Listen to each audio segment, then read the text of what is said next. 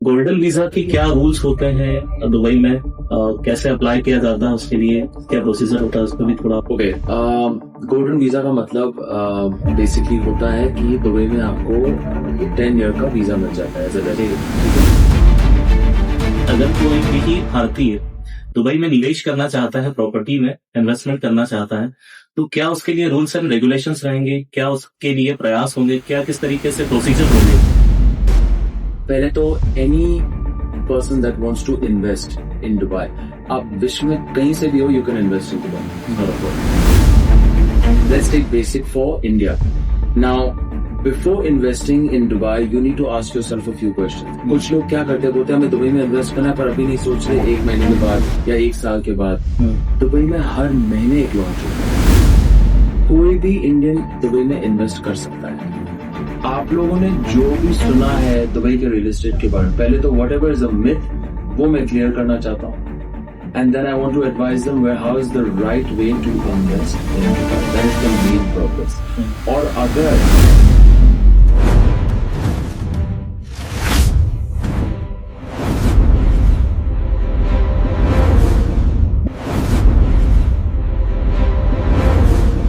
आप सभी का स्वागत है आज के हमारे सेगमेंट में, जो कि आरंभ की शुरुआत है। आरंभ हर किसी की शुरुआत एक पहले कदम से होती है, लेकिन लोगों की नजर में देखा जाए तो वो सक्सेस की तरफ ही देखते हैं। हर किसी की सक्सेस स्टोरी सब जानते हैं, लेकिन उन्होंने शुरुआत कैसे की, कहां से की और कब की, ये कोई नहीं जानता या कोई जानना नहीं चाहता। तो इसी चीज को बताने के लिए हम शुरू कर रहे हैं आरंभ, जो कि हमारा एक पॉडकास्ट सेशन है। और इसमें हमारे जो मुख्य अतिथि हैं, जो आज हमारे साथ जुड़े हैं, माननीय श्री पवन मुलानी जी, जो कि दुबई में एक बड़े रियल एस्टेट कारोबारी हैं और जिनकी शुरुआत एक पहले पायदान पे बहुत छोटे लेवल पे हुई थी, और आज वो अपने जो देश का नाम है, हमारी जो कम्युनिटी का नाम है, दुबई में जोरों शोरों से लहरा रहे हैं। तो आइए जानते हैं उनकी कहानी, उन्हीं की जुबानी। स्वागत कीजिए हमारे साथ हमारे मुख्य मेहमान श्री पवन मुलानी जी का। सर बहुत बहुत स्वागत है। राधे श्याम, जय जगन्नाथ। बहुत बहुत स्वागत है सर आपका हमारे बीच में। थैंक यू सो और मच। हम ऑर्बोसिस ग्रुप और आरंभ की तरफ से आपको बहुत बहुत धन्यवाद देते हैं कि आज आप हमारे बुलाने पे यहाँ पे आए हैं। आपने अपना कीमती समय निकाला है हमारे लिए, थैंक यू। इसके लिए बहुत बहुत शुक्रगुजार हैं हम। और हमारे दर्शकों के लिए सर हम जानना चाहेंगे कि आपने कैसे शुरुआत की, आज जिस मुकाम पे हैं आप, आपके संघर्षों की कहानी जो हमारे दर्शकों तक पहुँचे, जो एक यंग यूथ सुन रही है, जो एक एंटरप्रेन्योर सुन रहे हैं, जो अपने एक शुरुआती दौर में है, वो लोग सुने, उन्हें किस तरीके से प्रेरणा मिले आपसे, आपकी चीज़ों से, आपने कैसे संघर्ष किए? Of course. So I would like to start obviously by saying कि आज मैं जो भी हूँ, जैसा भी हूँ, ठाकुर जी की कृपा से। मैं बेसिकली 2005 में ग्रेजुएट हुआ from California state university, Dubai आया। I was in corporate for almost 15 years. अच्छा। I was working with a company that used to design TV stations. तो मैंने ब्रॉडकास्ट में काफ़ी काम किया। Then I think after 2019 जब कोविड आया, the world completely stopped, the world changed, everything changed. Everybody started from scratch, everybody reached to a point where they didn't know आगे कैसे बढ़ेंगे, क्या करेंगे and stuff. So I started very simply the masks business. That was one of my first businesses that I started during COVID. People needed masks, so we got involved with that. Long story cut short, when everything got over, I ended up at a place where I did not know where I was going to go. There was negative 17,000 dirhams in my bank account. I was like, अभी कहाँ जाऊँ? फिर मैंने बोला कि अभी जो भी करूँगा, जैसे भी करूँगा, ठाकुर जी को समर्पण करूँगा। एंड उसके साथ ठाकुर जी का नाम लेके मैंने रियल एस्टेट स्टार्ट किया। And I was working with a company for a while, थोड़ा बहुत सीखा। But one thing I was very very adamant about, जो भी करूँगा, जैसे भी करूँगा, ना छल से करूँगा, कपट से करूँगा, और नॉलेज की प्राप्ति के साथ ही करूँगा। Anything you do in life, you have to have knowledge for it. You can't sell any product or anything without having the right knowledge. Always, whatever you do in life, my only thing I would tell the youth is don't lose focus. Don't be that type of a person that मेरे को ये भी करना है, ये भी करना है, ये भी करना है. No, focus on the one thing that you want to do and get as much knowledge as you can about that. अगर आपको दुबई में रियल एस्टेट करना है, understand दुबई पहले क्या था, क्या है, आगे क्या होने वाला है. what area is giving you the right price per square foot, how are you selling. Real estate is not just brick and mortar, you're selling a financial product. So you have to understand that product before you go out and give it to the market. So that's how I started my business. Now I'm running a company with a partner of mine called Imperial Pacific Real Estate, and we are looking at almost a portfolio of 2,500 crores. That's a huge By amount. the grace of Mata Rani, we have clientele that are coming all the way from UK, from US, from India as well, and we make sure whatever business we do, however we reach out to them, or whatever kind of product we sell them, we make sure it's backed by numbers. It's very important to back everything by numbers, because I can lie to you, the next person can lie to you, but numbers will never lie to you. So that's how we started our journey. We did not take no for an answer. Not every day is going to be good for you, पर वो दृढ़ विश्वास होना चाहिए ठाकुर जी के ऊपर, that you are doing everything in his name and you're leaving everything to him. You do your part, you talk to the client, you offer him your services, you explain to him what is the right call for him or what is the right option for him to invest in. बाकी उसके ऊपर है whether he wants to go ahead with you or not, but you have to be honest to yourself first. आपकी जो journey रही है sir, जैसे आपकी बातों से, आपके पहनावे से एक चीज़ झलकती है कि आप स्पिरिचुअलिटी में भी काफ़ी विश्वास रखते हैं। 100%। तो क्या इसमें आप मतलब जैसे आप एस्ट्रोलॉजी में बिलीव करते हो या धर्म में, विज्ञान में, आप किस तरीके से इन चीज़ों को देखते हैं कि किस तरीके से मदद करता है? So so there's one statement that Shankar ji made to his wife Uma, and he says, और प्रेमानंद महाराज जी बहुत ही कहते हैं, उमा कहूँ मैं अनुभव अपना, सत हरि भजन जगत सब सपना. So that thing really got to me, that statement, कि आखिर में सत्य एक ही है और वो है हरि का नाम. So for me life is all about आखिर तो जाना उसके पास ही है, कुछ लेके नहीं जाना है. तो मैं क्या करता हूँ कि whatever I do, कोई भी बिजनेस हो, कोई भी कॉन्वर्सेशन हो, कुछ भी हो, चालू होगा राधे श्याम से, एंड होगा राधे श्याम से. And that's why for me it doesn't matter how much Fortune I amass over here, आखिर तो कुछ लेके नहीं जाऊँ. So to answer your question, yes, I believe the only truth is Hari's name और बाकी सब माया है. But as long as we are here as human beings, हमारा जो सनातन धर्म है वो हमें खाली एक चीज़ सिखाता है, अच्छा करो, अच्छा सोचो, लोगों की जितनी मदद कर सकते हो करो, और जो भी काम करते हो वो ठाकुर जी को समर्पण करो. बिल्कुल. बेसिकली आप जिस मोटो पे बात कर रहे हैं वो कर्म के साथ धर्म को लेके चलना. That's the only.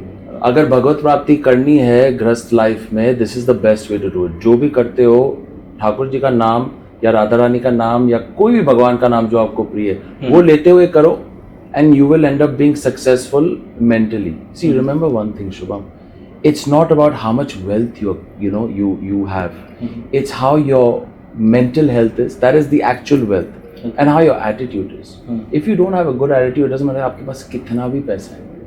अगर आपको तमीज़ नहीं है लोगों से बात करने की, या आप लोगों को इज्जत से नहीं देखोगे, आज आदमी हो, औरत हो, जितना पैसा हो, स्ट्रीट साइड वर्कर हो या कोई CEO, हर इंसान के अंदर ठाकुर जी विराजमान है. तो हर इंसान को उसी इज्जत से देखो. बिल्कुल. If you can live that kind of life, then it doesn't matter how much money you have. You will always get respect. Remember that. ठीक है.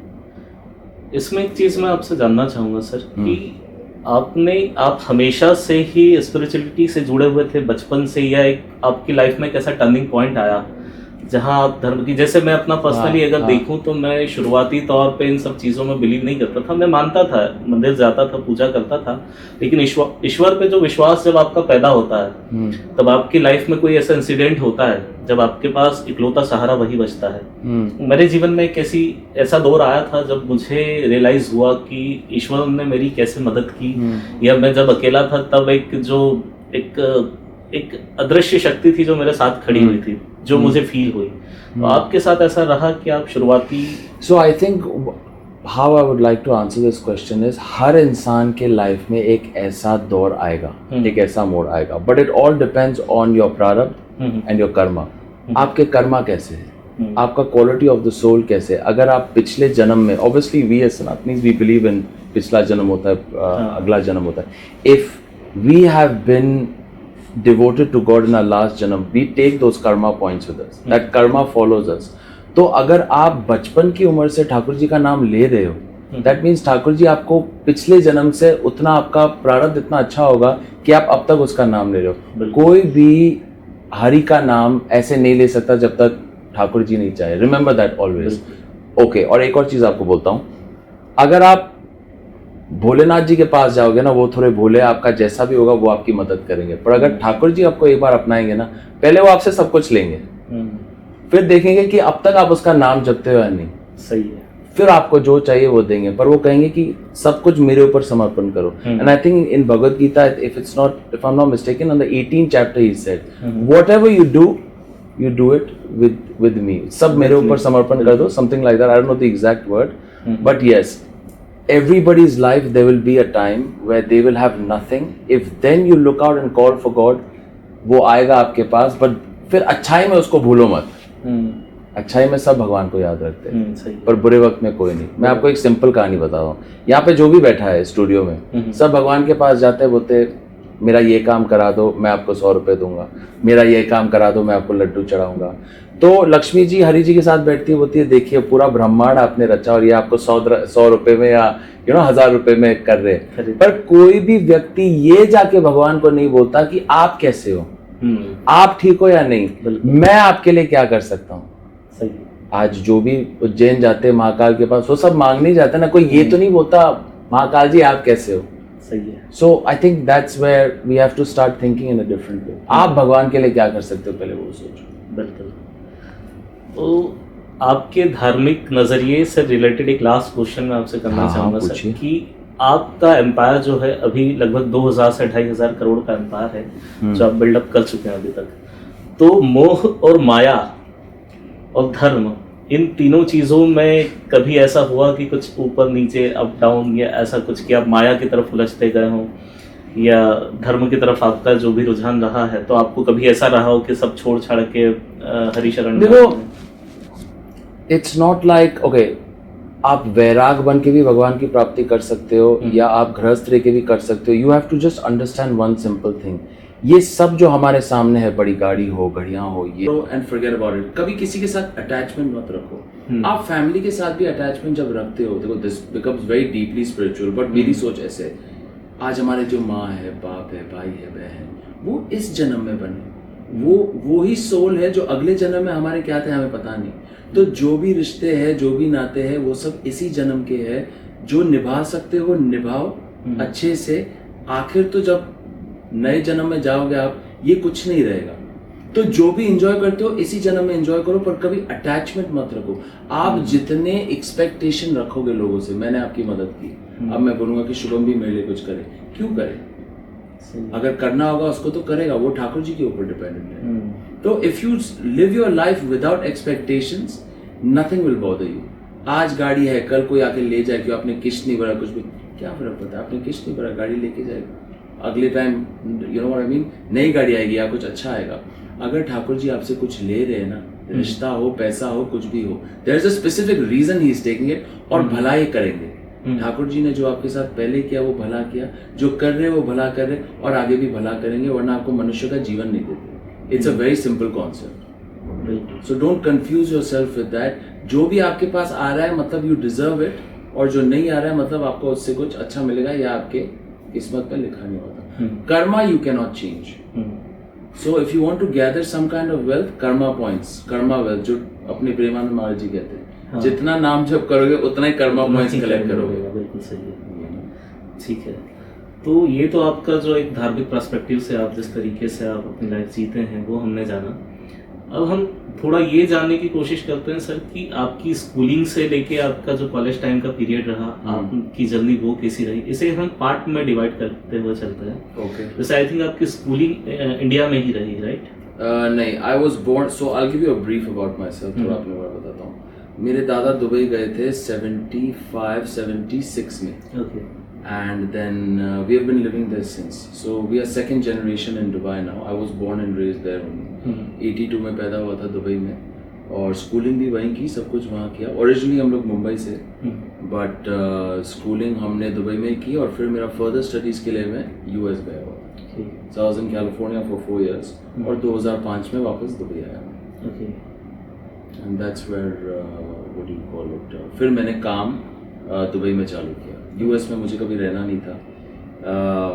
मेरे को वहाँ का जो रहन सहन है, जो ढंग है, मेरे को वो थोड़ा वो फील नहीं आया. उस कहानी में सर फिर मुझे एक बार यू टर्न लेना पड़ेगा कि आपकी I think born and brought up आप पूरे इंडिया से बाहर ही हुआ है आपका सारी चीजें.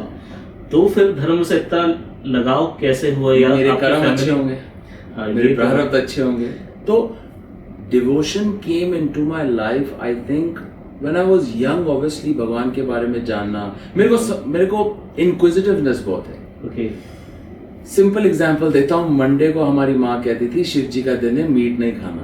और पहले हम खाते थे, तो हमने बोला क्यों नहीं खाना मीट मंडे के दिन? कहते शिव जी का जन्मदिन है. तो हमने कहा शिव जी का जन्मदिन है मंडे को, ठीक है आप हर मंडे शिव जी का जन्मदिन मनाते हो, हमारा तो साल में एक बार आता है. तो कहती है आप ज्यादा सवाल मत पूछ, मैंने जो बोला है वो करना है.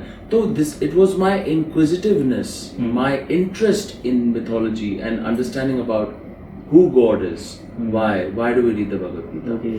तो जब मैं कॉलेज गया फिर मैंने अपने आप से ये सारे सवाल पूछे. आप बिलीव नहीं करोगे, जब मैं कैलिफोर्निया के कैंपस में था इन दिस स्मॉल टाउन टर्लॉक, पहले मुझे जो व्यक्ति मिला उसने मेरे को श्रीला प्रभुपाद का भगवद गीता थमाया था. अरे इस्कॉन का ग्रुप था, वो पढ़ा, कुरान पढ़ा, बाइबल पढ़ा. मैंने बोला मेरे को और जानना है. तो it was this search for outer worldly presence. मतलब ये सृष्टि कोई तो चला रहा होगा, ऐसे तो चल नहीं रहा होगा. तो वो सर्च मेरे को अध्यात्म की तरफ. ओके. और वो नॉलेज इन बिल्ट था. नोबडी टोल्ड मी कि दुनिया ऐसी चलती है. मेरे को खुद इंटरेस्ट था, सो आई स्टार्ट फॉलोइंग. तो सर आपकी जो भी जर्नी अभी तक रही है वो हमने जानी. अब हम हमारे दर्शकों के लिए ये जानना चाहेंगे कि अगर कोई भी भारतीय दुबई में निवेश करना चाहता है, प्रॉपर्टी में इन्वेस्टमेंट करना चाहता है, तो क्या उसके लिए रूल्स एंड रेगुलेशंस रहेंगे? क्या उसके लिए प्रयास होंगे? क्या किस तरीके से प्रोसीजर होंगे? आप थोड़ा उनके बारे में बता सकते हैं. ठीक है. So I will answer this question in a few parts. I mean break it down. ठीक है. पहले तो any person that wants to invest in Dubai, आप विश्व में कहीं से भी हो, you can invest in Dubai. It's not a problem. Let's take basic for India. Now before investing in Dubai, you need to ask yourself a few questions. मैं कितना budget लेके जा रहा हूँ दुबई में? What exactly is the reason for me to invest in Dubai? क्या मुझे एक घर खरीदना है जो मुझे खाली ROI चाहिए, which is rental return चाहिए? क्या मुझे उस घर में पर्सनली रहना है? You know, कितने साल के लिए मुझे वो घर रखना है? क्या मुझे एक ready to move in apartment चाहिए, या क्या मुझे एक ऑफ प्लान अपार्टमेंट खरीदना है? There's a lot of specific things as a consultant we ask before you actually decide that okay now I want to go into Dubai and invest. कुछ लोग क्या करते हैं, बोलते हैं हमें दुबई में इन्वेस्ट करना है, पर अभी नहीं सोच रहे 1 महीने के बाद या 1 साल के बाद. दुबई में हर महीने एक लॉन्च होता है. वहाँ का मार्केट बहुत तेजी से बदलता है. But you need to understand what your appetite is to invest. Then only you should go and invest in Dubai. But to answer your earliest question, कोई भी इंडियन दुबई में इन्वेस्ट कर सकता है. There is a specific amount that you need to first decide what kind of investment you need to do. Let's break it down. An average studio, let's talk about the values now. An average studio in Dubai will cost you somewhere between 700 and 50,000. अगर आप आज का exchange rate ले, which comes up to approximately around 2 CR. तो 1.75 to 2 CR में आपको एक studio मिलता है. ठीक है. अगर आप 1 बेड्स की बात करेगी, एवरेज प्राइस एक अच्छी लोकेशन में स्टूडियो आपको मिलेगा between 2.75 to 3.2 CRs.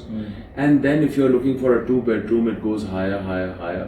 But if you are looking for a villa or a townhouse, an average townhouse by a good developer, specifically like Emaar if you go for, you will get somewhere between $1 million, which is almost 8.5 or 9.5 crores. You will get a townhouse for. Now, townhouses and villas are always limited in supply, but apartments are heavy in supply. That being said, there are many specific locations in Dubai where if you invest today in off-plan, I'm talking purely about off-plan now, in for 3 to 5 years, there is a decent amount of return you can make. Why do I say off plan? Why don't I say secondary? When you look at a secondary property, you are looking at a property where you have to straight deploy all your cash. For example, मैंने एक property खरीदी 5 साल पहले 2.5 करोड़ में, अब मेरे को बेचना है 5 करोड़ में. आपको 5 करोड़ स्ट्रेट अवे देना होगा, देन मैं आपको कीज हैंड ओवर करूंगा and then you can move it. Obviously there is also a 4% DLD involved. What is 4% DLD? Government fees. Dubai land department आपका प्रॉपर्टी आपके नाम से दूसरे के नाम पर रजिस्टर करने का 4% लेगा.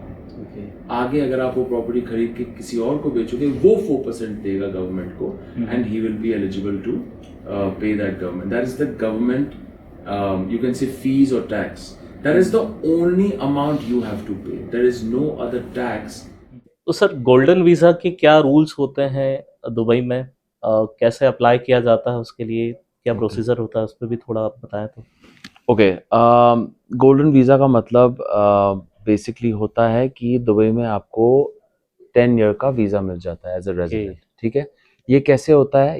If you are talking only from a property perspective, you have to invest minimum of 2 million dirhams worth of property in Dubai. Okay. Now, how do you get the golden visa?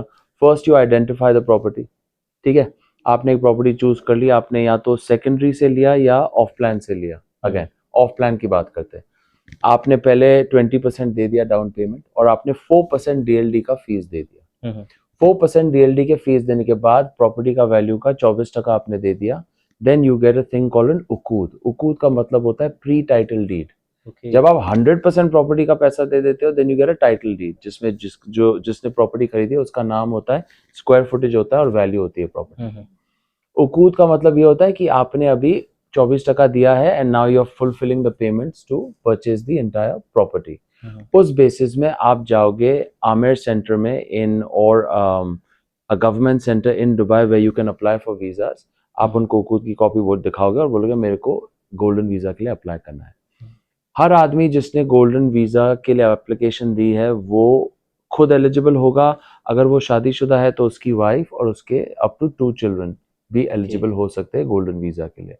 That being said, the golden visa is not free. There is a cost involved. There is an average cost of 2 lakh रुपए में एक आदमी के लिए per person. But obviously the actual figures you can check online as well. It's all given in the government portal. But average जो main आदमी है उसके लिए 2 लाख रुपए है. फिर थोड़ा कम होता है वाइफ के लिए और थोड़ा कम होता है बच्चों के लिए. Depending if they are adult status or no. If they are young, then obviously उनके लिए थोड़ा और कम होता है. Otherwise if they are above 18, then उनके लिए थोड़ा और महंगा पड़ेगा.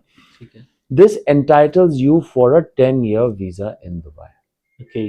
Now, a lot of people don't say this, but when you sell your property, let's say you sell your property or you sell it during the time you're paying for the off plan में अगर आपको कुछ अच्छा price मिला आपने बेच दिया, then you will not after a couple of months that visa also you will have to get it cancelled. Because then you don't have an investment of 2 million. Okay. तो एक बार golden visa मिल गया, that means that visa will only be active as long as you have a 2 million dirham investment in the country. दूसरा आपको visa मिल सकता है called an investor visa, जो 7.5 लाख दिरहम minimum investment होना चाहिए, पर उसका पूरा अमाउंट आपको एक खरीदारी होनी चाहिए प्रॉपर्टी की. फॉर गोल्डन वीजा अगर आपने 24% दे दिया ऑफ प्लान में, then you can apply. But for investor visa you have to put down the total amount 750,000 and you have to purchase. Then you are eligible for investor visa. वो 2 साल का होता है. गोल्डन वीजा 10 साल का होता है. इस फील्ड में सर एक चीज़ और देखने में आती है कि कई सारी मार्केटिंग एजेंसीज हैं जो प्राइसिंग जो है प्रॉपर्टी की कुछ अलग बताती हैं. जब क्लाइंट जाता है या इन्वेस्टर जाता है तब उससे रेट्स में कई सारी वेरिएशंस देखने को मिलता है. जैसे किसी ने 1 CR या 50 लाख में बताया तो वो कई बार उसमें ऊपर नीचे होते हैं प्राइसेस. तो ये क्या फेक प्रोमिसेस हैं या इनसे किस तरीके से बचा जा सकता है, क्या चीज़ें होती है? तो Shubham, again I will come back to you and I will talk about knowledge.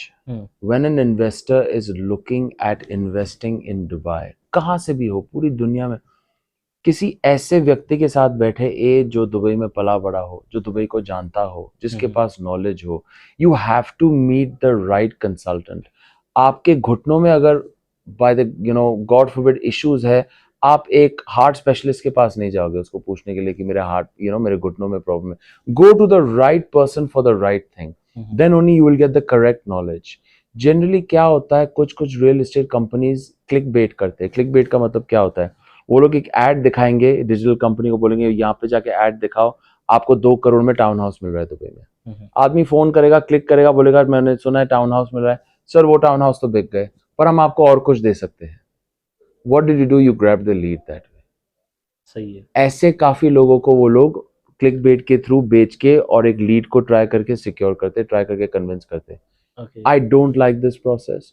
I always say कि अगर बनना है ऑनेस्ट बनो, स्टार्टिंग से बनो, झूठ मत बोलो. क्योंकि आप एक बार उस कस्टमर को बेच दोगे, but you will not be able to keep a long term relationship. And if you maintain to keep a long term relationship, from that one lead you can get references and you can sell more. Okay. So that's what, it's not the problem with the digital, it's not digital agency's fault. You will give content to a digital agency, they will advertise that for you. But the content people are putting out there is wrong. They're just doing it to grab leads. Okay. ठीक है. आप अपनी जो company है empirical Pacific, Imperial Pacific, correct. इसके बारे में थोड़ा बताएंगे सर कि क्या है, कैसे So Imperial Pacific का जो हमारी कंपनी है, basically we have divided that company into 4 parts. It's known as Imperial Group.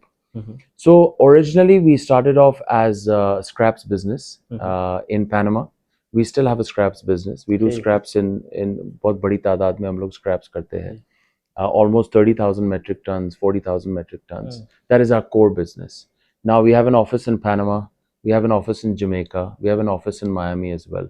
Real estate started a couple of years ago, where we have divided our real estate portfolio into 4 different sections. एक हो गया of plan, जो हम संभालते हैं, purely of plan, जहाँ पे हम लोग के पास एक क्लाइंटेल बेस है ऑलमोस्ट 2,500 करोड़ का. हम क्या करते हैं, इनको ऑफ प्लान कंसल्टेंसी देते हैं.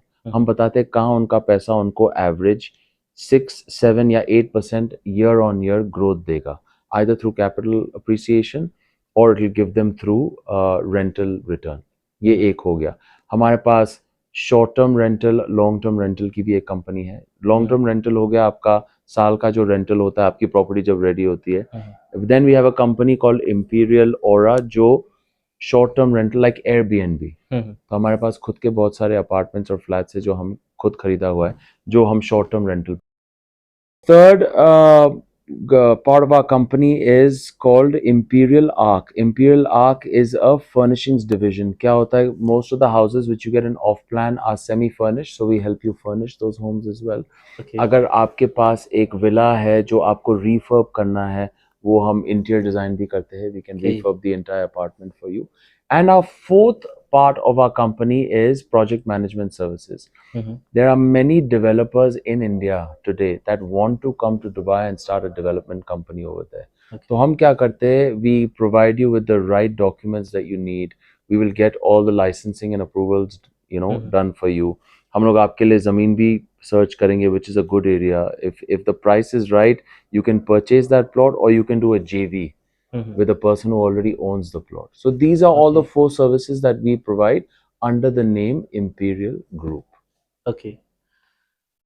अब जब ऑर्बोसिस रियलिटी सर एम्पेरियल ग्रुप के साथ जुड़ रहा है, तो आप इसे कैसे देखते हैं कि इसकी ग्रोथ कहाँ तक देखते हैं आप, क्या विजन है इसके पीछे, और आप क्या सोचते हैं कि ये जो कोलैबोरेशन है ऑर्बोसिस रियलिटी का एम्पेरियल ग्रुप के साथ, इसे आप किस तरीके से देखते हैं? So Orbosis Realty and Imperial now, Orbosis Realty is going to join us as a channel partner. And one of the main things what I want to achieve with Orbosis is that all the clients that Orbosis generates based on their expertise for the market where they are, we want to guide them in the right way and explain to them that आप लोगों ने जो भी सुना है Dubai के real estate के बारे में, पहले तो whatever is a myth वो मैं क्लियर करना चाहता हूँ.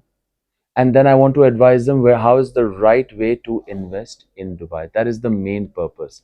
और अगर ठाकुर जी की कृपा हुई, then this relationship can go beyond borders. It can go as far as we want to take it. As long as we are honest about the kind of consultancy we provide, and the clients that we generate are or come forth are willing and interested to invest in Dubai's real estate, then we are ready. तो बहुत बहुत शुक्रिया sir, आपने हमें जो चीज़ें बताई है वो हमारे जो व्यूवर्स हैं, हमारे जो दर्शक हैं, सबके बहुत काम आएगी, नो डाउट। और जो आप हमारे साथ जुड़े हैं, हम भी ये कोशिश करेंगे कि ये साथ जो है लंबा चले, बहुत आगे तक ये जो जर्नी आप जो ठाकुर जी की इच्छा, जो ठाकुर जी की इच्छा हो उसी तरीके से। तो बहुत बहुत शुक्रिया सर, आप हमारे साथ ये समय निकाल के आए हैं।